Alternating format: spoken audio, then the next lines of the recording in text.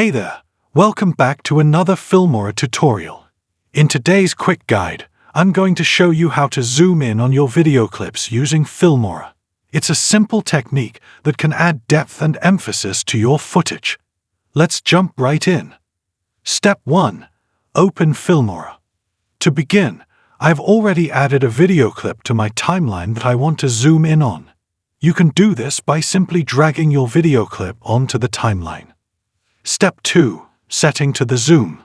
Now, let's move the time marker to the point in your video where you want the zoom to start. Use the scissors tool to make a cut at that position. Next, move the time marker to where you want the zooming to stop and make another cut. This creates a section of your video that will be zoomed in. Now, ensure that the cutout clip is selected and click on the Crop tool. In the pop-up window, select the Pan and Zoom tab. You'll see two rectangles, one labeled Start and one labeled End. The Start rectangle represents where your video will begin zooming in from, and the End rectangle represents where your clip will zoom into.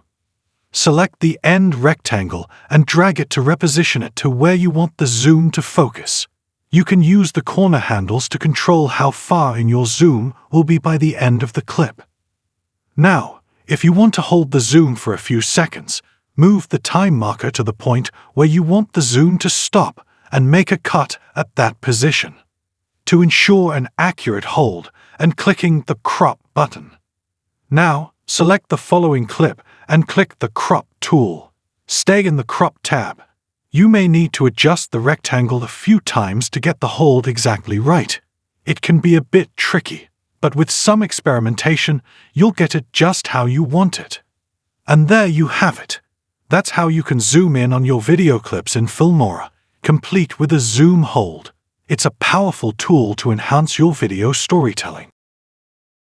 If you found this tutorial helpful, please give it a thumbs up.